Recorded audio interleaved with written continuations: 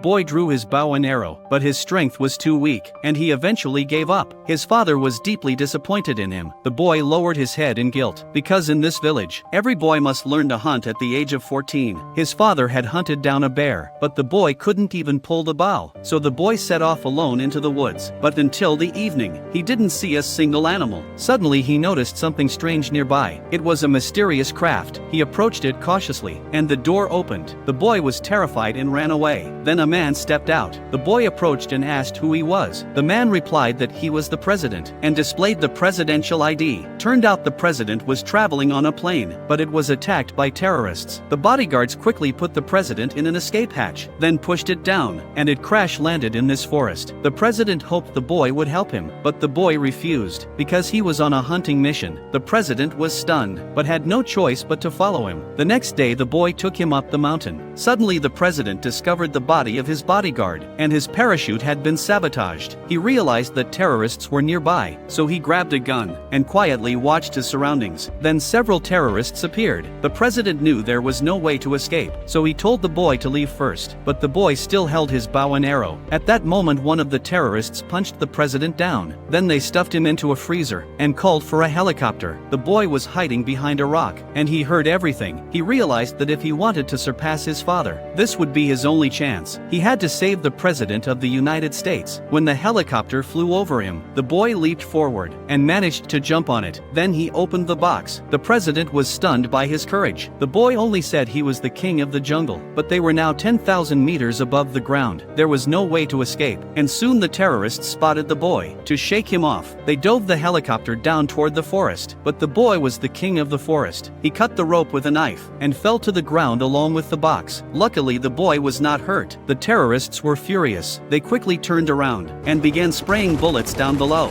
The boy had to hid inside the box, and rammed it with all his strength. When the terrorists arrived, the box rolled down the slope, fell into the river, and drifted away with the current. When the president woke up, they found the wreckage of the plane nearby. Then they reached the cockpit, and activated the escape device. The president and the boy were launched into the sky, but then the terrorists also came with a helicopter. The boy immediately raised his bow and arrow, and fired at them, but because of the bulletproof vest, the terrorist wasn't hurt. He laughed and lifted his gun to shoot, but suddenly his chest was in pain, and he fell out of the helicopter. At that moment the Navy SEALs also arrived. The boy had successfully saved the president. The villagers were all shocked. They pulled out a camera, and recorded the moment. This story tells us that we must seize every opportunity. Do you agree? Please comment.